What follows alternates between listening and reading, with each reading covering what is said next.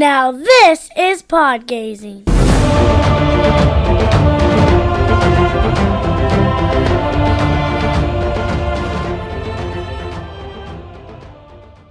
Hey everyone, welcome back to another episode of the Pod Gazer podcast. I'm your host, Star Wars Gazer. I am joined by my friend, the one, the only Jungle Jedi. Welcome to the jungle. What's up, everybody? How are Psyched you? to be here, man. Thanks for having me on, Gazer. Oh, absolutely, dude. Anytime, anytime. So for those of you who don't know, Jungle Jedi does a lot of whatnot streams. Usually kind of on there when Star Wars Sith and Battle Packs are streaming. Um, Sometimes Optic as well. You and I have been talking a lot off camera, and I'm like, dude, we need to get this on stream, dude. Like this is we'll go on for hours and then not even realize it. So We've already burned I don't know how many hours. Like even just last night, I looked at my phone and I was like, we've been talking for an hour. yep, And yeah. I was like, okay, It seemed like yeah, 10 minutes maybe. Like, it was just, yeah, like, wild. for Um, sure. so I'll ask you a couple questions, I always ask these 3, and I mix 1 or 2 up, but they're usually pretty easy. We'll start off with this one. Favorite Star Wars movie? So this one almost changed this year. Ooh. But Empire Strikes Back has always been my favorite Star Wars movie. Okay. Um, and it's funny because I can't watch Empire without immediately putting on Return of the Jedi. So I love Return of the Jedi as well. But after seeing Revenge of the Sith in theaters again this year, 20 years later, because I Yeah. saw it as a 15-year-old in theaters. It was mind blowing. Of course, even for me, I saw all the prequels in theaters, and each one of them blew my mind more than the last. And so, seeing Revenge of the Sith, like, dude, like before the opening scene even happened, I just had tears running down my face, dude. Like, I couldn't even help it. Like, Yeah. Hayden came out, and it was just immediate. I was just Yeah. like, immediately, and he came out and he introduced and because I was there when he was catching so much hate, you know what I mean? 100%. Like, my dad was an original trilogy fan. My dad was kind of a part of casting some of that shade, kind of making fun of Hayden and everything, and he thought he was a lot better in Revenge of the Sith than Attack of the Clones, but I think he kind of understood it after a while too. Like, he came around, but I loved Hayden, like, Yes. from day one. Like, I loved Anakin. I loved, Hayden Christensen's, performance, and, I love those movies. So, Revenge of the Sith almost crept into number 1, though, after seeing it again in theaters. I took my wife to see it. She had not seen it in theaters. Really? She had seen it, but not in theaters. She saw the sequel movies, Rogue One and Solo, in theaters, but did Okay. not see the prequels because she's not as old as me. And so, yeah, I think she was probably like 6 or 7 years old when it came out, you know? Yeah. I was So she 5 wasn't, when, yeah, Phantom came yeah, out. Yeah. she wasn't quite old enough, but yeah, man. And she loved it, loved it. That's And good. then, of course, dude, the Jedi Interceptors, Obi-Wan and Annie, they drop in and the whole battle over Coruscant. And Yeah. I'm just getting chills even talking about it, Yeah. man. That's how epic it is because we had never seen anything like that in Right. theaters. Not ever. 100%.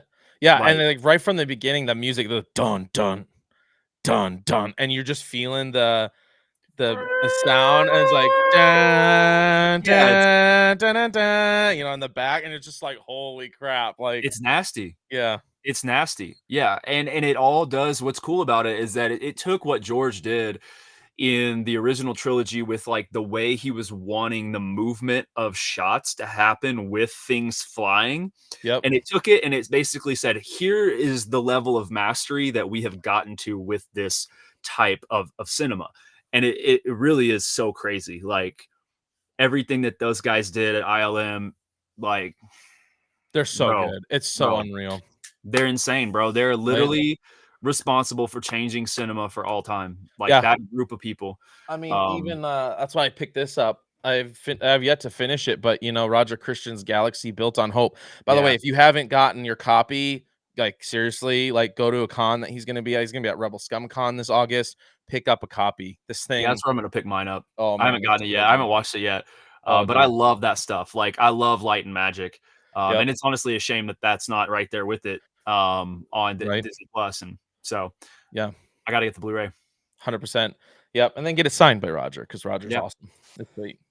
I Uh, I recently, this is a little offshoot, but I purchased a card for him to sign out of 21 Galaxy Tops Chrome, and it's a Luke, and he's assembling his lightsaber, so all the pieces are all floating, that's cool. and he's assembling it, and R2 is like right here, kind of nestled in the corner in the background. Yeah. I want Roger to start signing below the saber and starting at R2 and over because he helped design and build R2 as well. 100%. You Yeah. know, so that card to me, and I like you everybody was having him sign the 24 Galaxy, like Luke wields the lightsaber, which is a great one. But I wanted to do something a little different. And whenever I found that card, I was like, ooh, this is cool. It is his like he's assembling his Return of the Jedi saber. Yep. So like it's like I know that they did that one like I think as a team is like Yeah. what I found like digging into it because I wanted to make sure that it was like accurate enough for me to do and feel good about. And so really it is a culmination of like what Roger did. Yeah. And so I'm gonna go ahead and have him sign that one because I think it's sick.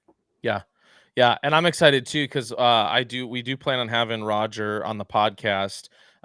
We're gonna watch Return of the Jedi while he goes over things because he was second director for that. So Yeah, we're gonna kind of go over things, which will be sweet because I'm sure there's so many stories there that yeah. nobody knows.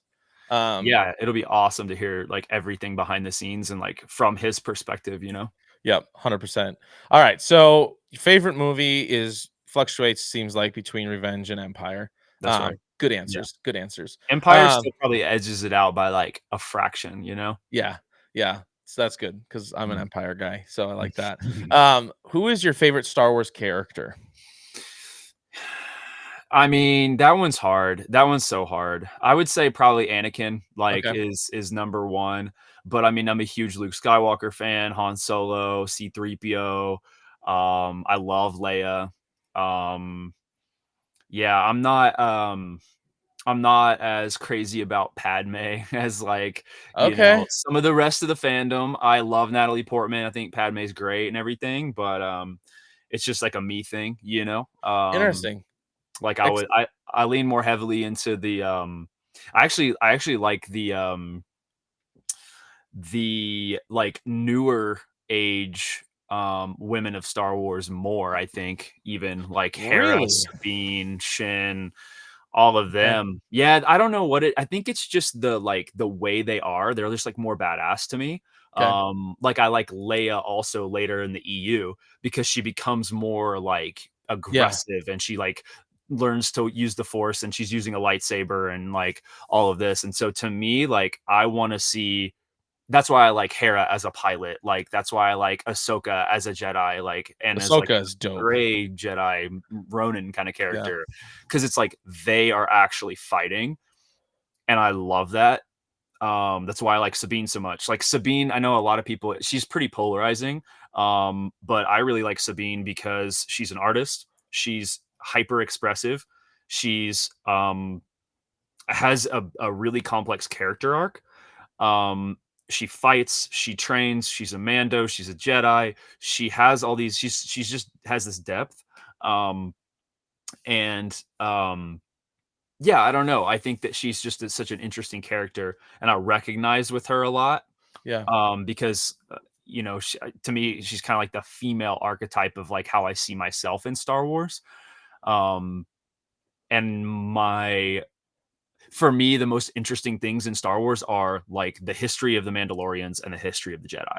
Okay. So like having that interwoven for me is really cool. That's sweet. Part of why I really loved Mando season 2 as well.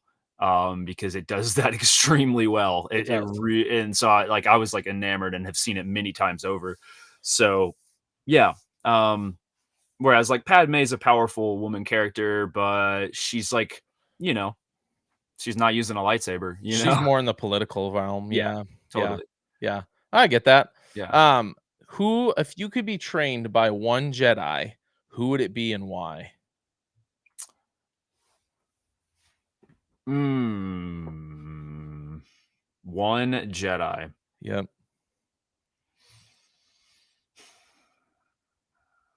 I've got it narrowed down to 3, Okay.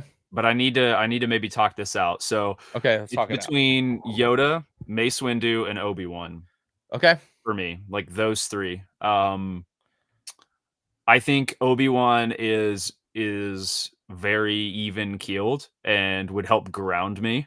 Yep. Because I'm a lot more like Anakin, you know. Um,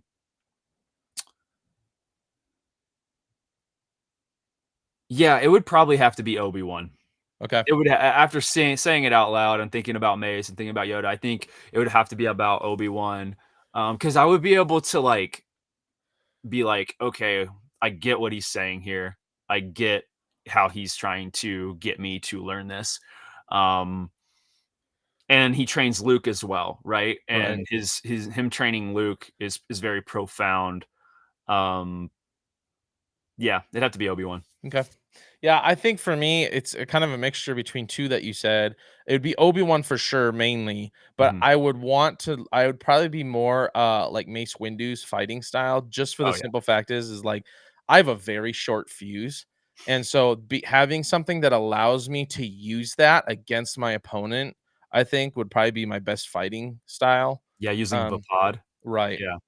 Yeah, I So definitely recognize with that as well, like, in terms of, like, fighting, being able to channel that darkness, is pretty cool. I really like that. Definitely toes the line of, like, what is acceptable as a Jedi, right. um, and Mace does that really well, um, but he also, I think pays for it, um, Yeah. there where he's gonna kill, um, Palpatine, and I think that Yep. he steps over that line, He and does. because he steps over that line, he's unable to see Anakin. Um, Yep. you know what I mean? Yeah. Yep. Um, and I've listened to the Revenge of the Sith novel, the Audible, and his inner monologue is that he didn't see Anakin coming. Right. Yeah. Um, that he wasn't actually seeing Anakin's shatter point in that moment. Yep. Um, but he was seeing Palpatine's and he got kind of blinded, like tunnel visioned. Um, Yeah. so it's interesting. Even when Anakin enters the building, right? Like Mace senses fear and he thinks it's Palpatine, but it's not. He's Mhm. sensing Anakin's fear in Yeah, that moment. yeah, Um, but totally. like you said, he doesn't realize it in the moment. Mhm. Um, yeah, that's good. I like that. All right, so you've been doing a lot of whatnot streams. Talk about your whatnot. What kind of got you into the card scene, and all that. Love to hear your story there. Do you want me to start? What got me into the card scene? Can we start there? We can start there. Okay, so we're gonna go back. Let's go back. Let's go back. So the year is approximately 1993. I am 3 years old. Okay, and I might actually have to grab a binder. It might be close by where I could show you some of these. But all my cousins were born in the 80s. I was born in 1990. And my dad was kind of like the cool uncle. He was pretty young. We're only 25 years apart. So he was pretty close in age to some of my older cousins. My dad was born in 65. We had like cousins born in 1980, you know? Right. So they're like 15 years apart, a little bit closer. Um, they all were definitely into collecting like baseball cards. They were into playing video games, the regular Nintendo, the first Nintendo, the NES. Mario and Duck Hunt, were like the first video games I ever remember seeing or playing. And I was really young, it's like they Yeah. gave me like the gun for the duck hunt, and I was trying to shoot the ducks. Oh, that I'm brings back little bitty memories. little. And then they started sharing baseball cards with me. They started sharing GI Joes with me. And so it was just this like really fun culture that really like lights up your brain as a kid. You're like, oh, like it's so fanciful. It's like cards and games and all these sounds, and you giving me action figures and crash test dummies are cool and Hot Wheels and all this stuff, right? And so that was kind of the space that got me into like collectibles. Yeah. Um, I've had action figures since I was 3 years old. I've been collecting Star Wars action figures since I was like 5 years old, maybe 6. And like I saw the original trilogy in theaters whenever they digitally remastered it and released it into theaters. So I saw every movie in theaters so far. Now, as a 90s baby, it's not the same as like obviously seeing them in the 70s and 80s, but I still got to see them on those re-releases, which really like made me fall in love with Star Wars, right? Yeah. So I started with the action figures, but I also liked baseball cards and football cards and basketball cards. So in the early 2000s, I was like heavy into collecting basketball. We were going to card shows, we were buying and we were trading and things like that. We had like a little group of our friends and everything, and we would be trading all these cards all the time. Well, Phantom Menace came out, right? And massive hype. It's crazy. New action figures, collecting all of those. I still have a bunch of them. And some cards came out. And I used to go to this place. It was similar to Blockbuster. We used to go to Blockbuster too, but there's a place called Hastings. Okay. For some of y'all may know that place. Some of you may not. But it was like a Blockbuster, but when you went in, it was bigger, right? And it had like games, comic books, magazines, music, vinyls. Like you could buy CDs. That's cool. Like rows and rows of all this stuff. So it was like a record store meets a comic book store meets like a movie store, video game store where you could rent movies and video games. It was awesome. Like it was a great store. That sounds sick. It was like the coolest store in our hometown. Like living in southern Oklahoma, you don't have a ton of stuff, but Hastings was the spot. And then if you went up to the front, they had cards. Like they had some Magic, they had Pokemon, they had what else did they have? They had baseball, basketball, football, everything. And it would all be locked behind this thing. Like all the boxes were like, and packs were like locked behind this thing. And so you had to go up to the front and you had to ask them, right? Hey, could I get 4 packs of whatever? Or whatever it was. So I saw that this Star Wars card box had come out. I was like, yo, what is that? And so I was like, what, can you show me those? And they're like, yeah. So they give me some packs, and they're called Young Jedi. And there were like 3 different kind of like booster sets. And one of them was Menace of Darth Maul. And so I started buying those. And that was probably in the year 2000. Okay. It may have been 99, but I was probably 10 years old, and it was probably in the year 2000 following the movie. Okay. Being released. And so that was like my first Star Wars card collection. And I wanted to share this with you guys because I found some just the other day. Wow, this is cool. And I have a single pack Darth Maul Young Jedi collectible card game. So this is like a TCG. Wow. Yeah, so like, Magic or Pokemon or Star Wars Unlimited that's out now. But these are all photo cards. So it's like photos of like the movie clips, but then it has like it's a playable game. So there's like all these different like things. Wow. So yeah, this is the only pack I have. Let's see, it's like what, 12 cards, 11 cards, 11 cards. So funny. It's like 5 Young Jedi points. And it has like some pack odds and stuff for like some parallels. It's like collect, play, trade, feel the force. Is that from 11 Topps? randomized playing cards. No, it says 1 rare, 3 uncommon, and 7 common, and then it's like special refractor foils, 1 in every 99 cards. So gameplay was by Tom Bronlick and Roly Tesh. Decipher is the card company that printed them. Okay. Decipher. So what do you think? You guys wanna rip this? I say we do it. I say we do it for sure. Let's do it. For nostalgia's sake. All right. Bringing a piece of This is where it started. This is where it started. I was gonna say bringing Jungle's start back. This is great. Yeah, man. Yeah, so little pack ripping. Have you looked? Are they hard to find online? Well, I just hadn't looked for them. You can find them. So there's the back of the cards, and they're all like blue and red. Wow, that's so cool, dude. I wonder if we have Maul. I wonder if we have like a picture of Maul. Yes, we do. Look at that. Yes. That's sick. Okay. All right. So here's what they look like. Oh, wow. That's cool. Yeah, you can definitely see the trading card game aspect on them. Yeah, yeah. Definitely.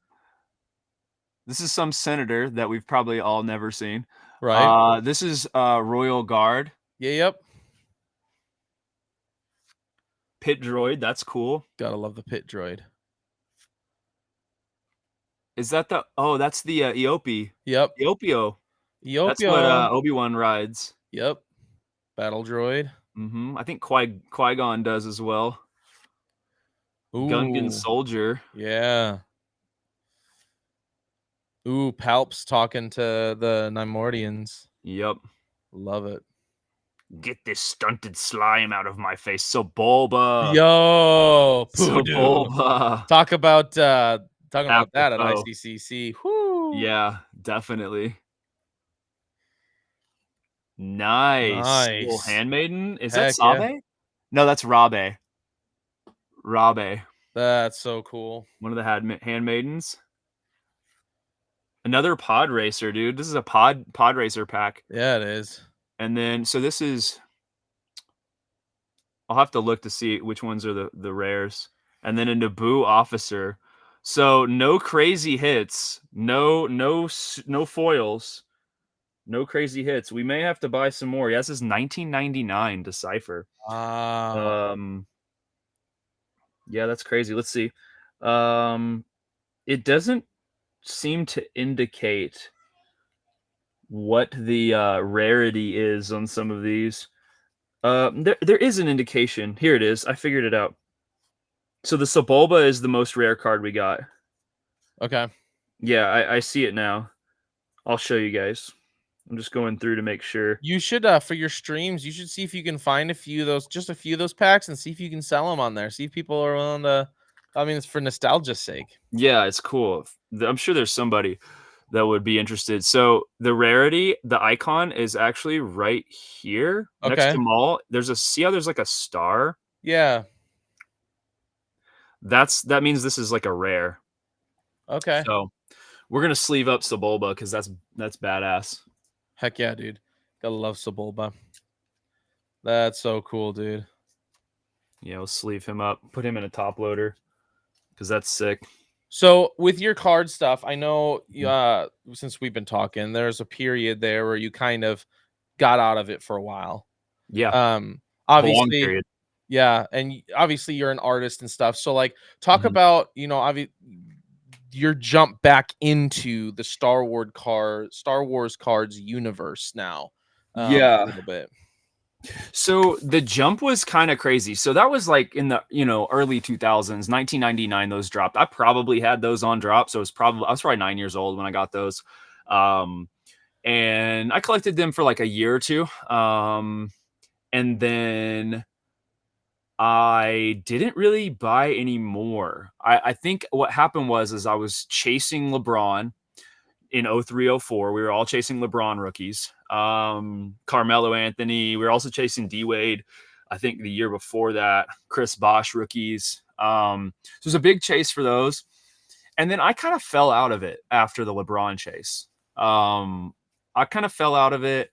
I did some football cards for a little bit, some college football cards, and I was kind of just like auto hunting and patch hunting. Because like the patches of jersey are kind of like a big deal Yeah. in that space, and you can get those in cards. Like I still remember the first one I ever pulled was a Randy Johnson patch of his jersey, which was Wow. really cool. That's Yeah, really cool. really cool. And you're just like, as a kid, you're just like, this is a piece of his jersey, Right. like Yeah. Randy Johnson, one of the greatest pitchers of all time, and you're just like, dude, this is crazy. And so, and we're all chasing all kinds of stuff. We're chasing Washington Wizards, Michael Jordan stuff, and but then like I kind of fell out of it, like mid high school to late. So basically, like my parents got a divorce in '06 and I was 16 years old. So this shift happened where it was like, I'm driving, parents are divorced, I have freedom now. I'm gonna explore other things. Like I'm not gonna be like card collecting. I was into like I like fell headlong into like music, and was like collecting CDs and like listening to music and like building out my truck and just doing all that kind of stuff. Just doing teenage boy stuff like Yeah. late high school, playing basketball a lot, running track, those type of things, chasing girls, and it wasn't really like the interest in collecting stuff just kind of went down. And it wasn't until after college, um, that I started thinking about it again. I started thinking about action figures again, actually, because the Black Series came out. The first series, the smaller scale Black Series. So not the stuff you see behind me that's like the 12th scale. Yeah. I started seeing that stuff. And I was watching the Clone Wars the last year that I was in college. I was watching Clone Wars, and because it was like coming out, it was actively being made when I was in college. And so that really kind of kept my thread like with Star Wars like going. And then it wasn't until the lockdown that I actually started buying Black Series, and it was the bigger stuff. Gotcha. Because I just didn't have the money. It was funny because I'd go into Walmart and stuff, and I had no money, and I would look at the smaller Black Series. And I'd be like, man, these are so cool. Like, I wish I could get these, but it's whatever, And then I would just go on. And then I started collecting the Black Series again, or action figures again with the Black Series, and that happened during like the lockdown, I think. And I started buying a couple or few. I bought the Armorer, I bought Sabine, I bought Moff Gideon, and then I just kind of kept buying the ones that I liked and that I wanted, that were less expensive. Because at the time there was a massive rarity curve with some of them, Yeah. and you couldn't find Anakin, you couldn't find Obi-Wan, and if you did, they were like $100 each, and so Ooh. it was obscene. And so I actually have an Obi-Wan and an Anakin back there in Clone Wars regalia that were probably $100 each, that you just still can't find. Wow. They are doing re-releases of each of them, I think, to kind of help with that rarity curve. But yeah, and Captain Rex back there, same thing. So regardless of all of that, I've kind of gone ballistic, and I have a ton of them I haven't opened and added to the display. But while hunting Black Series, I started seeing blaster box of Topps Chrome Star Wars, and I saw the Ahsoka box when Yep. they first came out, and I almost just gut instinct just bought one, because I love Topps Chrome. Like, Yeah. I've been buying Topps Chrome for a long, long time, and I love Chrome cards. They're my favorite. And when I saw Topps Chrome Star Wars, I like almost just like knee jerk bought as many of them as I could. But I was like, but then I kind of like recoiled and was like, what are you going to do what are you doing? Right. Like, what are you doing? Yeah. Yeah. What are you gonna do with these? Exactly. Yeah. Like, oh, what are you going to do? Just like, start keeping binders again or whatever, Right. like auto hunting. Like, what are you You're not a doing? Like, 13-year-old kid anymore. exactly. And so I Yeah. kind of talked myself out of it, actually. And then Tony invited me to Whatnot. Star Wars Sith 66 invited me to Whatnot, He's a carrier, and dude. he's a carrier of the disease. Yes, that's what I mean. The D-Gen disease. So basically what ended up happening is I jumped into his first stream on Whatnot ever, and he was doing Star Wars Galaxy 24 singles, and I was traveling. I was about to get on an airplane. So I was in the airport. So I was just like, oh, this is great. Like, I can just like hang out in the stream. Like, we were killing some time in the airport. We were headed to Mexico, I think. Yeah, we're headed to Mexico with my family. And I bought my first cards on his stream. And then whenever I got home, I went straight to find those blaster boxes I had been seeing. And I found some at Barnes & Noble, and I picked up one. I should have bought all of them, to be honest, but I was being conservative. I bought one, came home, ripped it. I filmed it too, and I just need to post it, actually. But I just ripped the whole box and pulled a Padme gear, galactic gear card, in her like Attack of the Clones fit, where she's like in the Battle of Geonosis in the Coliseum. So it's like one of the best base cards or That's base sick. inserts that you could pull. I pulled out of the first set. I was like, this is sick. These are great. And then I started watching more and more on Whatnot, and I started thinking I was like, I want to try to do this too. And so I ran to a GameStop because I had seen that they had hobby boxes, Yes. and I bought a hobby box of the Chrome 24. And then I ran to the card shop that was like 30 minutes from my house, and he had some 23 Chrome, and I just bought him out of 23 Chrome. And I came home and I did my first Whatnot stream, and I sold everything. I sold like 4 hobby boxes. Dang. And like pulled like a Millennium Falcon shadow box. Wow. Yeah, like pulled a really dope numbered Captain Rex bonus stage card, which is like That's one of the sick. rare inserts. Like so yeah, it was super fun, ripped everything, did really well, and was just baffled. I was like, what? Like, and I think I had like 25 followers, and I sold all of my product that night. And I was like, Wow. how is this? And I jumped to like 50 or 60 followers. And I was like, dude, I can totally like side hustle this 100%. to try to pay for Japan Celebration. And that was like my motivation, because I was already going to Japan. Okay. And so I was like, well, because my wife told me, she was like, however much you can make extra to take with us is however much you can spend on the trip. And so I was You like, went bet. bet. So I literally went out, bought the hobby boxes, sold them right away. And I was like, well, this is how I'll do it. So I'll stream twice a week. I'll stream on Tuesday night and Saturday night. All the while I'm working full time. We have a at that time, a 16-month-old, you know, I have a family, and we're trying to make ends meet and get it all working. But, it just starts going. It just starts going and going and going. And I'm like going to local shops, calling local shops. Do you have this product? Do you have this product? I'm buying people out of stuff. Some card shops wouldn't even like sell me everything they had. So that was kind of funny.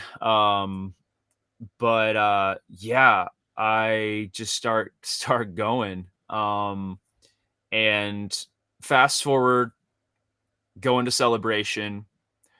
A lot of us are talking, ahead of time, being like, oh, you're going. And I'm hopping into people's streams. We're all kind of hyping it up. I know Synth is going to be there. I know Tony's going to be there. I know Battle Packs is going to be there. Our friend Victoria, she's going to be there. Yep. Ricky Pop, the bounty collector, is going to be there. So we're all making plans. Like, we're all going to meet up. And we're like, we're going to be ripping packs at the Topps booth, blah, blah, blah. It's going to be sick. So funny enough, I actually ran into Tony and Ricky in Universal Studios in Osaka earlier before Celebration, which was super crazy. I ran into them in Super Nintendo World, and that's where we met. Was in Super Nintendo World in Osaka, Japan. Weren't you on his video for half a second? I may have been. Okay. I may have been. I'll have to go back and look. Yeah, I don't know. But I saw Pop while I was running to the restroom. And I was like, cool, I'm going to finish up and come back and say what's up to them. And I ran back, and Tony actually saw me coming back over, and yo, Jungle, like, and that's awesome. Dap me up. And then we're hanging out. I see Ricky, and we're chatting and everything. And it was kind of funny how we were there on the same day. And then fast forward the next couple days, it's like we went to Tokyo Disney the next day, and the next day we go to pick up our badge, or actually that night we go to pick up our badge after Disney. Run into him again. Boom. We're in the line together. So we're chatting, like, grab our badges or whatever. And I'm like, word, I'll see you tomorrow. It's like, cool. We'll meet up. So we leave, we come back. I do my first day of Celebration with Rachel and my kiddo. We see, so we're walking back to the artist row to go meet Tracy Easter Day. And because I bought her print, and she was like, we've been talking on Instagram, and she was like, you need to come meet me, please come say hello and everything. I was like, cool, I will. So we're walking back, and Battle Pack sees me from a distance. He's like, yo, Jungle. And we hadn't met in person yet. And so we meet right there. and talk for a little bit, and then he's like, "Here, text me. We're going to do this." I was like, "Cool, cool." So we kind of go from there. Okay. In the background, I've been doing sketches because on my Whatnot stream, I had started drawing some Star Wars, and I started showing them on stream. People were like, "Do sketch cards, do sketch cards." So I was like, "Okay, I'm gonna start doing sketch cards." So I do a few, and I just sell them right away.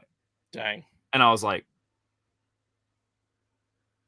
"This is like printing money." I was like, I love drawing, and I love drawing Star Wars, and it's also like printing money. Like, this is a no brainer for me. Yeah, yeah. Like, because my main motivation is like, I need to pay for my family. Like, Yep. I know you know what that's like, Gazer. 100%. Because it's like I have to provide for my family. Yep. And so to be able to do it in such a fun way is so astounding. And the way that we can all share is so fun. Like, so fun. And so I'm like, cool, I'm gonna just like start leveling up and really diving into this. And so I had done a sketch of Ahsoka while I was at Mount Fuji before Celebration. Okay. Okay. And I was thinking about it, and I had this little bit of a voice being like, you should give that. You should give that one. Give that one to somebody. And then the closer I got to Artist Row and Tracy, the more I was like, I'm gonna give it to Tracy. And That's smart. so I had this Ahsoka sketch, Siege of Mandalore, version of Ahsoka. She's got her saber right here. Super zoomed in close. She's kind of snarling, with her lip up, and she's got the saber. And I talked to her for a while. It was really great interaction. I pick up her like mini for the day, that goes with the print.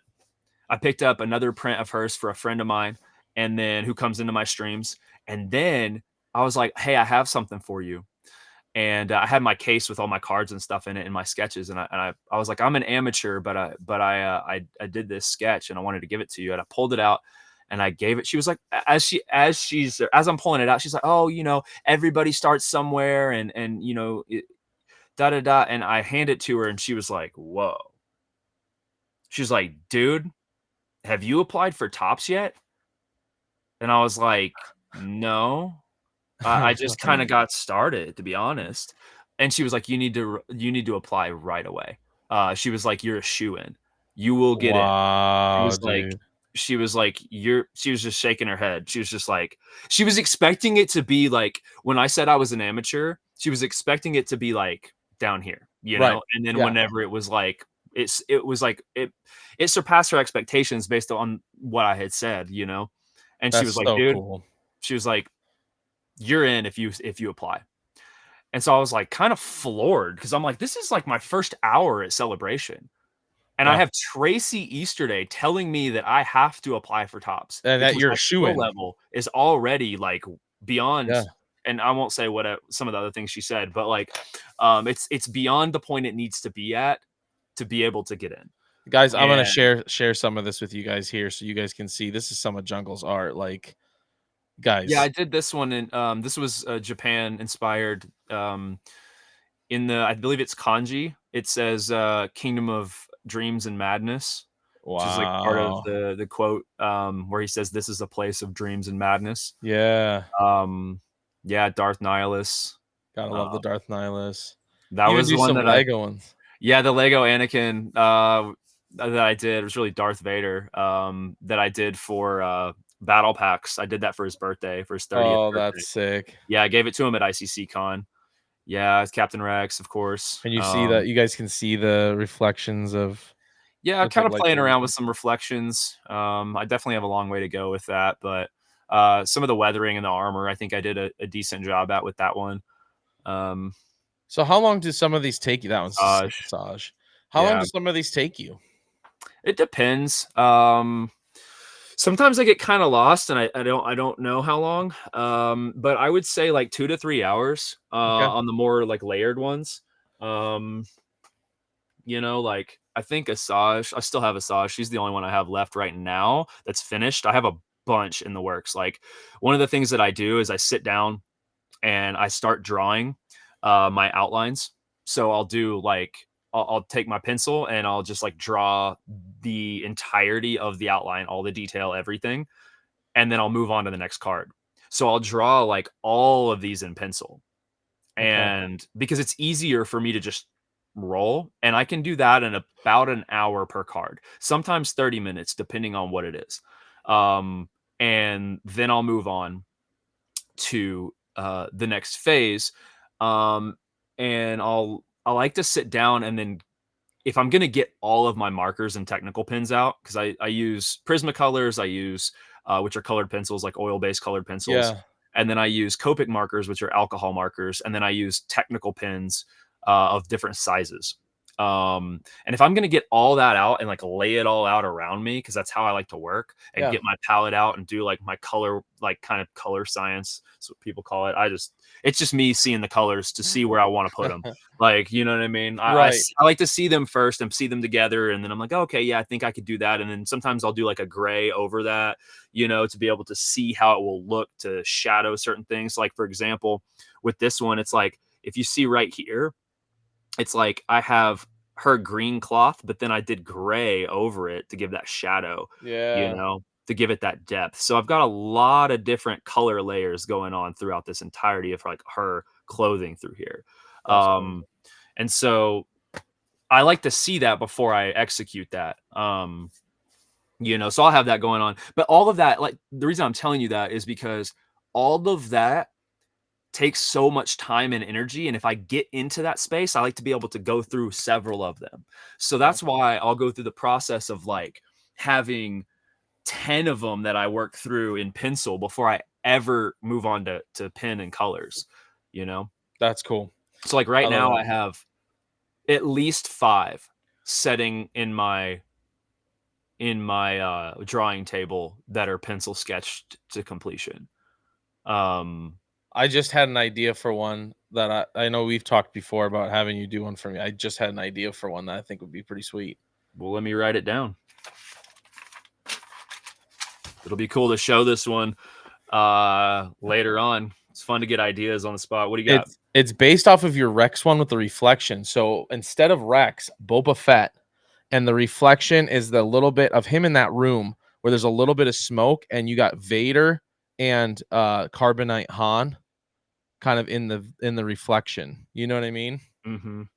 I think that would be sick. Like where, like as Han is coming out. Yeah, as Han, either as he's about to go in or just coming out and he's in the carbonite. Probably more as he's coming out, I would think. Well, because that already is like so. One of the Boba Fett reflections cards in the Topps Chrome 24 set is that exact thing. Like it's Boba Really? Fett, and then it's in his reflection.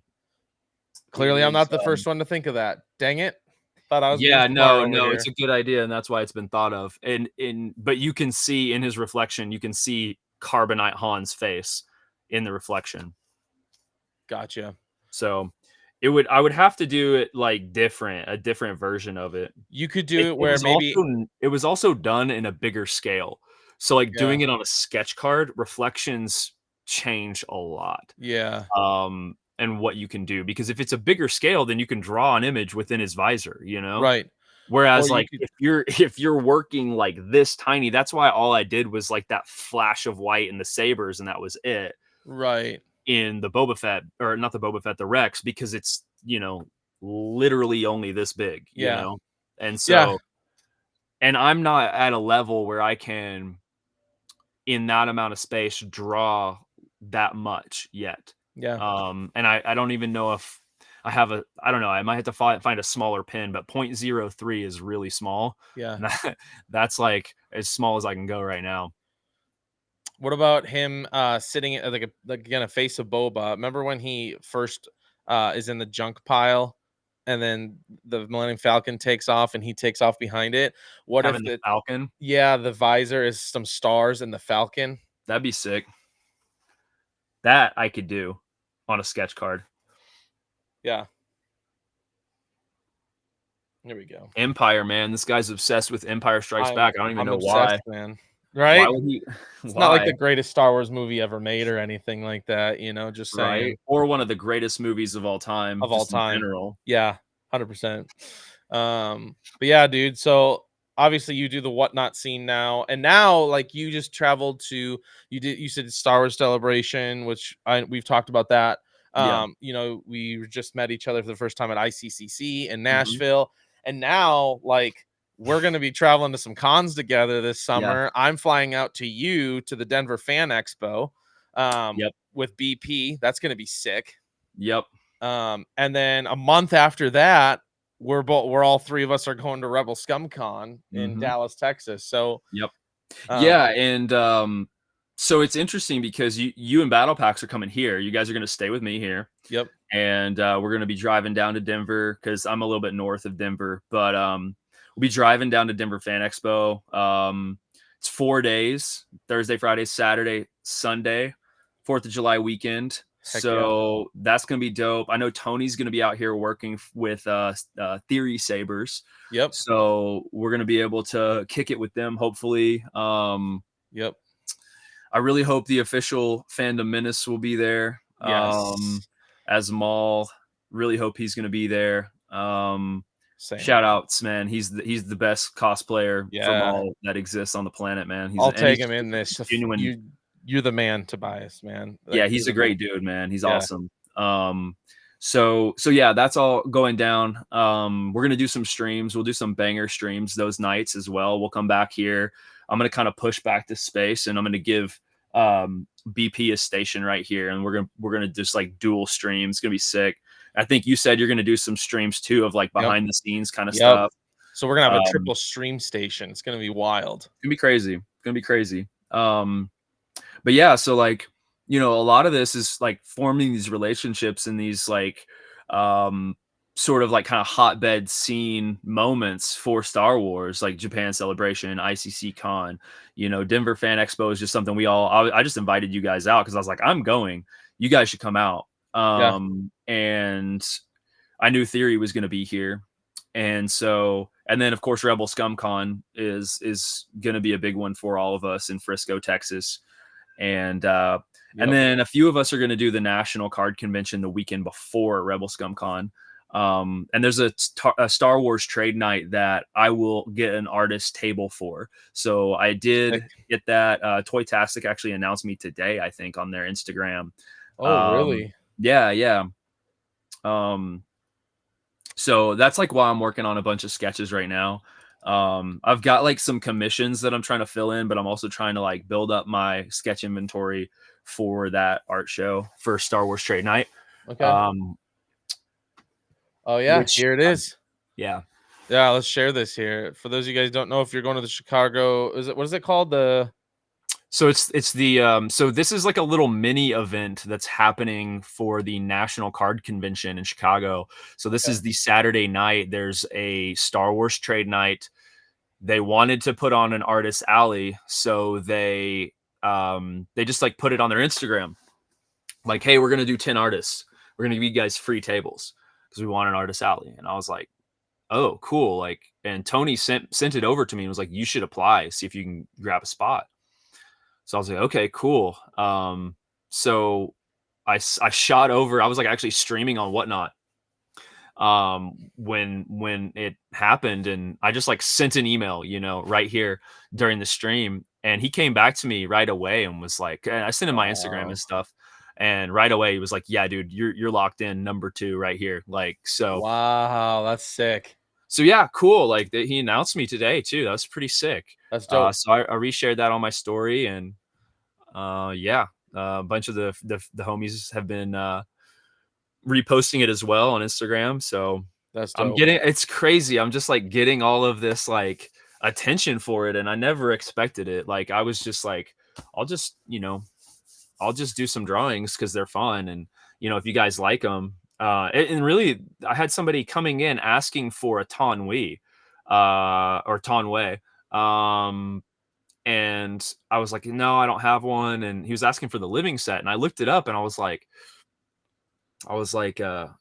maybe I should draw her and just see, if I could just give that away or something in the stream. And I Yeah. drew her, and I was like, I was like, this is kind of good. And I like just sketched it, with the pencil, and I showed it on the stream, and everybody was like, dude, they were like, dude, more. And I was like, okay, I'll draw some more. And then that's whenever I did, I was like, well, I'll do one for Kyber Forged, because he did my Jungle Jedi logo for me. He did like my seal with the sabers.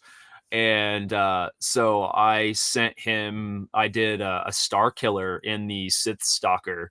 Oh, sick. Yeah. It's on my Instagram if you guys want to check it out. It's a pencil drawing, and then his sabers are showing, and he's got one behind and one in front, and they're both red, and so that's the only color in the card. And I sent that to Kyber, and everybody's loved that one as well. And so then I just kind of kept going because everybody was juicing me up. I was like, cool, man. I'm getting like a lot of positive attention and praise for my work, and it's something that I've never gotten.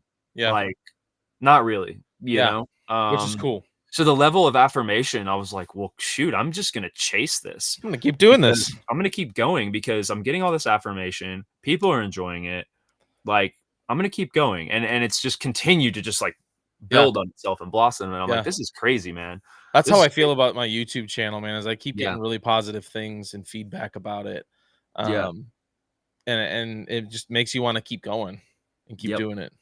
So, well, like this is a theme that I think everybody should lean into. And I think the Star Wars fandom, in spite of all of its toxicity that we see on the internet, like in person, the people that show up to these things, like everybody's really supportive, and it's something that we need to keep doing. We have to make sure that we're continuing to do that. Like, letting people know, like, hey man, that's sick. Like, that's good work. Like, we like that, 100%. Do more of that. Yep.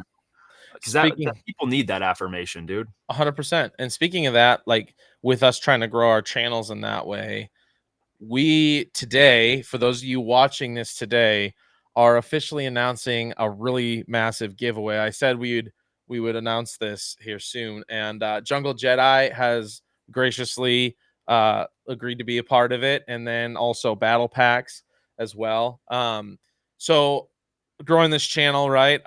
There's two things you need to be monetized, and it wasn't necessarily a goal of mine at first. I just kind of started making YouTube videos because I enjoyed it. Well, during ICCC, I hit the 3,000 hour watch time mark before I hit the 500 subscribers, which is, I feel like it's kind of unheard of. Usually you hit the 500 subscribers way before you hit the 3,000 hour watch time.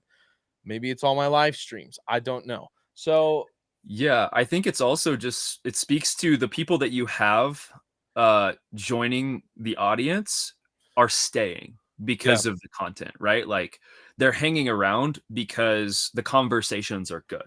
Yeah. Yep, absolutely. Like this conversation right here. Right? Yeah. I'm enjoying it. So I'm trying to hit 500 subscribers now to get monetized. I'm 170 away from doing that, and I feel like that can be reached really fast. We got that. We gotta.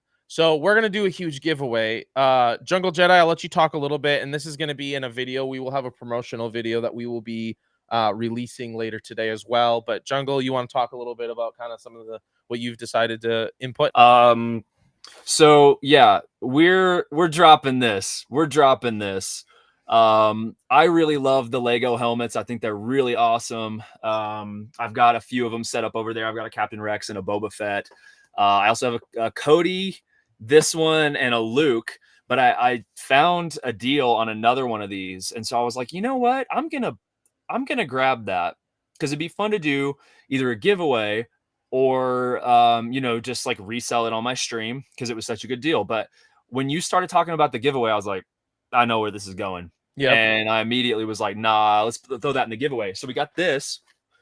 And we also, I wanted to give away a box of Unlimited as well, which is the newest Star Wars collectible trading card game. The cards are really beautiful. It speaks kind of back to what we just opened earlier with these guys, but this is like the current one. And these are all done like in art style, which I really appreciate because the artists are really amazing. Actually, one of the artists is going to be at Rebel Scum Con, and maybe we could plug him Yes. down in the bottom. I'm trying to remember his name, but he'll be there. He's really talented. I'll grab a couple of cards so you guys can see them. But they're really beautiful, and I wanted to get to share some of those with you guys. And yeah, so like TIE Bomber. Apparently the game actually is really fun to play, and in some of the major cities, it's starting to pick up and people are starting to play like weekly, you know. I know there's a spot that that I can go play. But it's like apparently like a mixture of like Pokemon and Magic. It's like somewhere in between there. Yeah, and then there's like foils in these. And then there's rare showcase cards as well. Ooh, that one's pretty. Yeah, that one's cool, huh? So yeah, there's a lot of really nice cards in there. I've been giving these away in my streams. I've also been selling packs for $5, just trying to keep it really cheap if people want to grab them. Right. I got some good deals on them. A lot of the shops overbought them. They overbought these boxes, and so I've been able to find some for a relatively good price. But I'm giving away a sealed box as well, and just to encourage like people to play and to start to get into it. Yeah, absolutely. 100%. And to support your subscriber base too. Right. So, I appreciate it. Yeah. Totally. And then I'll also Battle Packs is going to be joining, like I said, the giveaway as well. He's got a couple of 2024 blaster boxes that he's going to be inputting as well.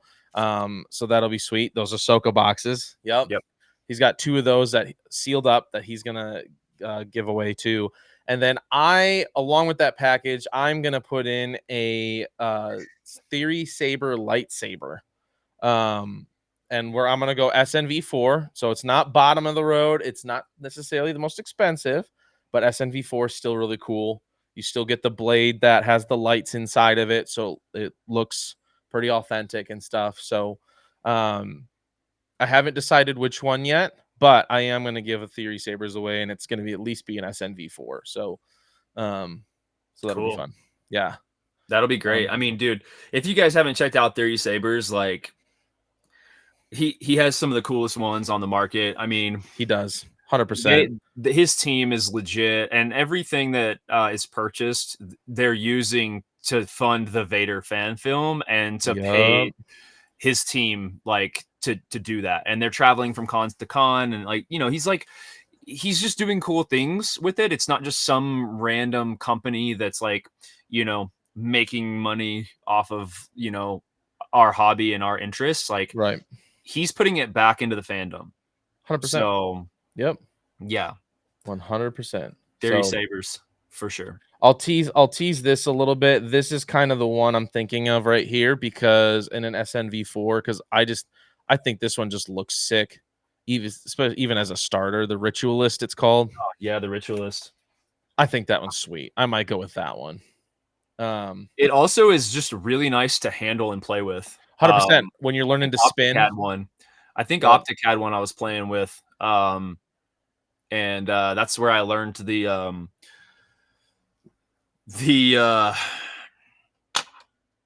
it's a banned movement from the Jedi Council because it's considered deception. But I did it dude, I have to tell you about this. It was with that Ritualist blade. I spun it on my hand. Like, I was trying to figure out how could I spin it on my hand, the hilt, without killing myself with the saber, right? And then I realized I could initiate here and I could spin it over my head and turn, and then it puts you in a backslash back behind you. You spin it up and then come back over. And I was like doing it, and then I figured it out, and it was clicking really well. And one of the Ninja Turtles walked by, like one of the voices of one of the OG Ninja Turtles. He walked by and he goes, "Your ninja skills have reached their peak." That's hilarious. I was like, oh my gosh, dude, one of the Ninja Turtles just said that to me. This is awesome. That's dope. So anyway, the Ritualist is a great one to play with and spin with and to learn new tricks with. Long story 100%. short. Yeah. So guys, I'm super looking forward to this. On the road to 500. So once I hit 500 subscribers, me, Jungle Jedi, and BP will do a big old live stream where we'll Big give that ol'. big old live stream where we'll give that lightsaber and that whole package away. Yep. We might even try to get a few guests on with us to kind of be in and out as we stream. The only stipulation that I'm going to make on this is you have to be subscribed to me on YouTube. You have to be following me, Jungle Jedi, and BP on Instagram. Okay, those are you have to. So when we draw and when your name is drawn, we're gonna go on Instagram and we're gonna look to make sure that you're following know. us. We'll know. There will be nowhere to run this time. Right? I love it. I love it. Okay, so talking about last night, it's only been 10 minutes, but it's actually been an hour. Dude, we're at an hour already. Easy. I mean, this is just wild to me. Easy. Yeah. I have more to talk about. Let's do it. Let's talk about some of those things. I still haven't shared the biggest news. Okay, yes. Okay, I didn't know if you wanted to share that or not I do. because we were talking about that late last night. Yeah. So, one of the things that you did at Star Wars Celebration, and I'll let you talk about the stories, you pulled a massive card. So, I'll leave it there and I'll let you kind of take it from there. Go ahead. Yeah, so we didn't know what the cards were going to be that Topps were going to reveal at Star Wars Celebration, but the previous Star Wars Celebration, they released these awesome collector box sets that beautiful boxes. They're magnetic. They pop open. They had a single pack in them. Sick. Okay. And so we were really psyched to see what they had this year. Now, they did not make any announcements whatsoever. We just knew that Topps was going to be there. So we assumed that there were going to be some type of Japan Celebration exclusive product. Okay. So that was the first place that Rachel and I went as soon as we walked in the morning. Before we went to the artist alley, we went there. And they were like, here are the boxes. They're this much money. There are 6 packs of 10 cards in each box. And we were like, whoa, like full hobby box kind of thing. Like, not like some of the bigger ones, like Galaxy has 18 packs. Like Right. Chrome has more than, these, like, they have like, a lot of packs in them. But this wasn't just one pack like the previous time, Right. And let's see, I have some of the previous ones, and they were these cool, like, artist portrait That's cool. foils. So like this one was a J Manchan piece that got turned into a card. This was like one of the numbered to like 150. That's cool. From the 23 set. So we were all psyched because we love this set. So we go, boxes, they tell us how much they are, and like, cool. And I look at my wife and they're like, you can buy, it's a limit of 4 each. So I bought 4 and my wife bought 4. So we had 8 boxes right away. And I just like stashed them in my pack and we went on. When we ran into battle packs, he was like, yo, like jungle. It's like, we're hanging out, blah, blah, blah. He goes, have you been to Topps yet? And I was like, yeah, I have. And he goes, what do they have? And I was like, well, here you go. And I pulled out a box and showed him. And he was like, whoa, like, okay, this is crazy. Sick. That's the Japan Celebration box. Okay. Heck yeah. Really nice box. Not as nice as the one previously. Okay. Right. But I think that they wanted more cards. And I don't really know exactly why they made the decision to do these instead of like the nicer box, etc. But I think that they limited you to like 1 box with the Europe boxes per day. Okay. So it was like you could buy 1 box and that was it. These you could buy 4. So I think they leaned more heavily into being able to, like, for people to like rip. Yeah. They wanted people ripping. So we bought the 8. Steven was like, okay, I'm going there now. I'll go buy what I can. So fast forward, first day, we all meet in this English pub. It's like me, Ricky, Tony, which is like Pop the Bounty Collector, Star Wars Sith 66, Battle Packs, HP Bricks. Who else is there? Jedi Lex. Victoria.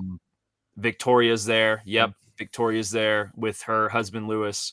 And we're all just like packed around a circular table in the corner of this bar. So we're all just like, we call it rips and sips, where we get beers, we all get beers and we just start ripping packs, dude. And we film it. And usually it's just like, we kind of go around in a circle. It's like, okay, it's my turn. It's Tony's turn. It's Victoria's turn. It's Ricky's turn. And we just go around. And so we start ripping. And, Victoria rips a Bo-Katan autograph. Ricky rips a Sabine autograph. We go around. I didn't pull anything spectacular first time around. I pulled some numbered stuff. There's like guaranteed numbered hits in those. I think I might have pulled, I don't know. I don't think I pulled anything spectacular. And then Battle Packs pulled the first sketch, which was this awesome Darth Maul sketch.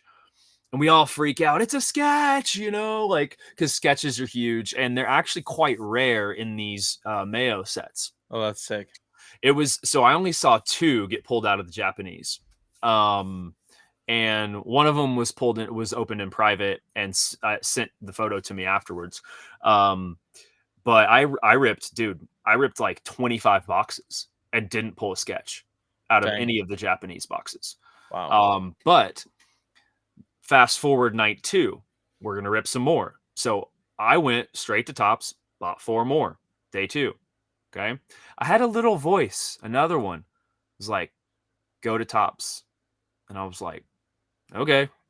But, and I was there by myself that day. So I could kind of was a little more internal, and I kind of make these decisions like a little slower and a little more thoughtful. And I went to Tops, grabbed my 4 boxes, and then it was like, cool, what next? And so then I kind of just made these little moves. Okay. Day wraps up. I go to this mall because my cell phone wasn't working. And I'm like, I got to go get Wi-Fi. I knew where this mall was. I'm going to go back to this mall. I'm also going to go search for the Japanese Weiss Schwartz cards. Ooh. I was on a hunt for these.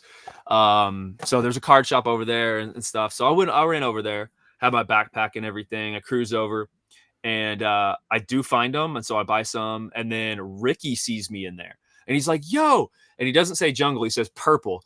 He's like, yo, purple. Because they were confusing Purple Jedi, Jungle Jedi for a little while. They don't anymore, but at that point, he just like accidentally yelled it. But then I responded anyway because I was like, I knew. So then we start hanging out. We see Tony. Okay, we start hanging out. Tony's like, we're going to be ripping boxes here in the mall. And I was like, cool. He goes, we're trying to meet up with Synth. So Synth City is one of the more popular breakers on Whatnot for Star Wars. And he's like, okay, we're going to meet up with Synth. It's like, cool. So we go meet up in the food court. We're all there. And then Supreme shows up. So Supreme is a very popular breaking channel as well on Whatnot. Break a lot of cards, a lot of Star Wars, but Suh is there. And so we meet him, we all talk and everything. And Tony's like, yo, you want a box battle? And I was like, definitely, let's ride. So we sit down right next to each other at a table. And he's like, how many boxes do you have to rip? And I said, I have 4 to rip. And he's like, cool, I have 4 to rip. And I was like, word. So we sit down, everybody just like crowds around the table. And I don't even know how many people it is, but like Synth is right behind my left shoulder. Brando is right behind my right shoulder. He does like a lot of Marvel and stuff, and they're roommates, Synth and Brando. Oh, sick. They're kind of a dynamic duo. But they're just like over my shoulders and they're filming and Tony's filming. My camera's set up. Victoria's across the table filming. Suh is streaming on Whatnot and he's just kind of hovering around us. Okay. And he's just streaming and talking to people in the chat. That's sick. And letting people know what's going on. So, and then there's other people too. Ricky's there. Lewis is there. Kind of everybody's there. Battle Packs, actually, he wasn't there in that moment. He ended up showing up a little later. Jedi Lex was there. Tony rips his first box. Cool. I rip my box. Cool. We're kind of still kind of enjoying the base cards too, because they're pretty fire. They're pretty awesome. Yeah. And the ones that have like an actual name, they have like the Japanese, like the kanji on the side. And then you get like these inserts that are pretty sick. So we're kind of enjoying them, and just hanging, chilling, having a good time. you pull like one of these inserts and everybody's like, yeah, like Vader insert. And then, you pull like a to 75, like black on black Vader, and like that's a banger, 100%. And so you're like, okay, this is sick. We get to my third box. Okay. 3 of 4. And we're ripping, and we get to, I want to say this is the first or second pack in the box, maybe third pack, like front part of the box, basically. Yeah. And I hear Synth go, yo, is that a super? And I look, and there's like a very small outline of gold on the back of my, like, deck that I've just opened. Oh, dude. And so, we're kind of, so I edge it a little bit, so I've got, this right here, and I'm going through, and I kind of edge the back card a little, and you can see like a glimmer of gold. And then I put it back. And then I'm like, okay. And I know when he says it, I see there's the something gold, there. I edge it a little bit, and we all kind of know that it's going to be big. And we don't fully know because we're just opening these boxes for the first time. I mean, we haven't even made it through a case yet, really. We've probably collectively ripped like a half case. Yeah. So now we're kind of into that next portion where we're getting into having broken a case, essentially, or a case worth, because these were all separate, like loosies. Right. They at this point, Topps was not selling cases at the booth. They were just giving us single boxes. So I edge that card, put it back, start going. I edge, and you can hear Synth behind me being like, "Is that a super die cut?" And because you can see that the whole card isn't there, so it's kind of like cut inward. So because there are some die cuts in this set, and which means that the card is like a shape, instead of a rectangle. So I reveal the card, and it's a 1/1 foil fractor die cut Adam Driver Supreme Leader Kylo Ren autograph. Dang. And it just is such a nuke. Any 1/1 like autographs that get pulled are just absolute nukes. The printing plates that get pulled, there's usually 4 of them. So they're 1/1 for that color, but there's usually like 3 other colors. When you have like the super fractor or the foil fractor in a set, like that's the only one that exists. So the video is out there. Star Wars Sith has put it out there. Synth has put it out there as well. I've seen it. Yeah. A lot of people have seen it. was I think wild. you probably saw it before we met, Yeah, 100%. Yeah. And people are like, "Oh, that was you? That was you that pulled that The funny card?" thing is like I recognized your name because I've seen you on Whatnot streams in the chat and stuff before, but like never like didn't put 2 and 2 together until afterwards. I'm like, that's Jungle Jedi. Holy crap. Yeah. So yeah, it was crazy, man. And so then that just kind of like, I'd been in Supreme's shows, I had been in Synth shows, and I'd kind of chatted with them a bit here and there, and they'd kind of shouted me out in chat. But like now it's like, now they know who I am because I just pulled the biggest card that's been pulled out of this set. Like I'm the first one to pull a 1/1 probably out of that set. Maybe there was one other person that pulled one that day as well. I think the Ahsoka Super Fractor chrome sticker got pulled. But yeah, I mean, to pull a super fractor in that group, it's technically a foil fractor because it's a paper card. But still, with the people that were Same there thing. around, like Supreme and Synth and all these guys, like yeah. And just the thing, just the reaction, like everybody, dude, it was so cool. And Tony's like, "Oh, I guess I'll go home." Because he's like, he can't win now, because we were box battling and he couldn't win. He did pull the first poster that we saw like in the next box, which was cool. the Japan acetate card posters, which are like a case hit. That's cool. So those are cool. And then I pulled another out of 50 auto out of that same bunch of boxes. And then I pulled another, I pulled an out of 10 out of that same box. Wow. So that box was hot. That had the 1 of 1. There was also an out of 10. Wow. Yeah, it was a hot box. So is behind me streaming, and you can hear him kind of building it up. He's like, chat, I think we have something big here. Like, chat. And then it gets pulled, and it's this whole thing. And Suh goes, yo, how's that free Japan trip? And because immediately people are like, this is worth thousands. You know what I mean? This card, just even raw like it is. So some time goes by. I get to know a lot of people because of that, and I ripped some more boxes too, just out of curiosity. And like at that point, it's like I think I'm gonna sell that card because I don't collect Kylo Ren. I know a lot of collectors do, and I want to help my family. It always kind of comes back to that for me. It's like if I can pay for our trip and pay for some of the things, the other medical bills and stuff we have from like my wife giving birth and this and that, then like I can set us right, and be in good shape. Right. If it had been Luke Skywalker, I'd have trouble selling it. You know what I mean? Right. And so anyway, I went ahead and put it up on eBay, and I went on and had some people watching it and stuff, and no offers or anything because I know I had it priced pretty high. But I had seen another one posted for like $82.50. I came below that with mine, and also like that card has a lot of things about it that make it rare, but beyond just the 1 of 1. Like if you're a Kylo Ren collector, like it being a 1 of 1 autograph where you can see his saber is lit, that's a big deal. He does have his Kintsugi mask on, which is like the broken reformed one with the red.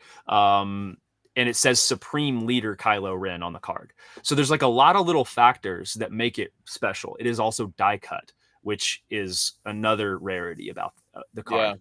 Yeah.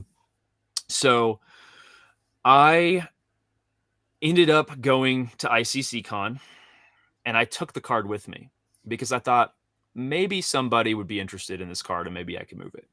And I'd rather move it in person, and I could give a good deal if it was in person and I did like a cash deal. Yeah. So I take it, and so then I end up meeting Mike at Big Kids Card Cave. And so shout out Mike. Shout out Big Kids Card Cave, massive Whatnot channel, awesome Star Wars breaker. He's one of the best. We just start, me, Tony, and BP, we just start hanging out with him every day and just like chatting with him and picking his brain and getting him to kind of tell us like everything that we need to be thinking about moving forward as like, Whatnotters and Star Wars breakers. And so he's giving us all this great advice, and he's just kind of like uncling us, and I was like, can I show you some of the cards that I have? And he was like, this might've been day 3. And he was like, yeah, let's look through them. So I had my hard case, and I pop it open, and I start handing him stuff. And I curated how I handed him stuff so that he could so I could go from like least rare to most rare. And then I showed him some of my sketches at the end, which was really rewarding as well. Cause he was like, dude, he was like, yeah, we'll talk about that in a second. So we go through them. He shows quite a lot of interest in a few of them. And then I was like, can I show you one more card? And he was like, yeah. So I pull out the very well packaged and sealed up 1 of 1 auto, and pull it out, and he goes, can I take it out? And I was like, yeah, like you can take it out. And I trusted him to handle the card because he had taken some of my other ones out and handled them. And he was doing that because he was giving me ideas on what he thought they would grade if I sent them to PSA. And so that's why I wanted him to look at everything. That was a big reason. It was like, it would be cool if he wanted to buy some of what I had. Right. But I really wanted to know his opinion so I could learn a little bit more about PSA's grading ethics process and kind of what they're looking for things. And he looked it over and he was like, first of all, he pulled it out and he was like, "This was you?" He was like, "This was you? I watched that video like 5 times." You know? And I was like, "Yeah, that was me, you know, this is me." And he goes, "Wow, that was so crazy. What a pull, man." You know, and then he looks it over and he's like, "Dude, this is a beautiful card." And he was like, "I think you should send this to PSA." And he was like, "This is how you should do it." He's like, "It's going to cost you. It's going to cost you like $850 or something. Like, you know, over $800, almost $900, okay, to do this. But you should do it. Grade not only the card, but also the autograph. Grade them both." And I was like, "That's a really big risk, dude." I was like, "That's a lot." Yeah. I'm already really invested in this cart with like everything that I have had to do. You know, it's like I opened like 5 boxes just to get to it. Yeah. You know, which isn't that many, to be honest, when we're looking for one of ones. But and I wasn't really hunting one of ones. I was just ripping boxes because the content was for the content. Right. I was doing it for the friends in the circle. It was like, I'm earning friends by ripping these boxes. You know what I mean? Right. That's fine. If that's what I have to do, that's great because I want the friends. And it just happened that I got rewarded for that. So he's like, he goes, "I would send this." And I was like, Dang. "Really? You think that it'll do that?" He said, "Well, there's a good chance that it will." And he was like, "And if you get 2 tens on a card like this, then you can basically put whatever price on it that you want because it becomes a unicorn." And I was like, "Oh my goodness, dude. Like, that's crazy." So we, my wife and I, we, we discuss it a little bit, but I go ahead and do it. I send it and I spend the money and I send it and I'm sweating it the whole time. And yesterday morning, I get a notification that says that my grades are ready on the card. And I sweat it for a little bit. I didn't want to look at it on the off chance that, like, you know, obviously I want 2 tens. It's a big risk. Right. And so I sweat it for a little bit and then I'm like, okay, I have to see it. I have to see it. So I grabbed Kira, my daughter, and I'm watching her that morning. I set up my iPad and I just start filming, like, you know, my reaction to seeing it. And I pulled it up on my phone and here, let me see if I can find it here. So the way PSA does it is they'll say it like this. Let's see if I can get close enough for you guys to see. It'll have the card. It says like walkthrough order. Yep. And it says reveal grade right here. This one says reveal again. So if you hit reveal, it shows the back of the card in Oh, like a dude. digital way, right? Yeah. So it shows it like this, and then it's like you have to swipe it to flip the card to see it. So you're like, "Dear sweet baby Jesus," right? Like, come on. Dude, right. And so I'm like, "Oh my gosh." And Kira's sitting there with me, and she's actually watching the screen. And I flip it. PSA 10, auto gem mint 10. Dude. And Heck yeah. it just double tens, dude. Oh. It just double tens. And I just lost it. I lost it. Are you And I know it's releasing that harder for video you guys soon? to see, but Gazer has a photo and he can post a photo up to show you in a little higher definition what this card really looks like. But just to bring this entire thing full circle about this card and the whole celebration experience and all of that, like, I don't even have the physical card in my hand yet. It's on its way back. But yeah, it blew my mind yesterday and totally shocked me. And just like to see how like building all these relationships, there it is, how building all these relationships, like, yeah, dude, it's crazy. Continue. And you How see building the one of one stamp is in the bottom left-hand corner. It's a little bit hard to see, but if you zoom in right there in the bottom left-hand corner of the Oh, I card. see it. I see it. Yeah, yeah. Yeah. You can see it right there. Yep, there's the stamp, the one of one stamp. Yep. Dude, that's wild. You guys got to watch the video of Star Wars. We'll share the link to that video down below. Star Wars 66 has the fun reveal of me pulling that in Japan. So you guys will have to check that out if you haven't. Yep. But yeah, man, absolutely so crazy.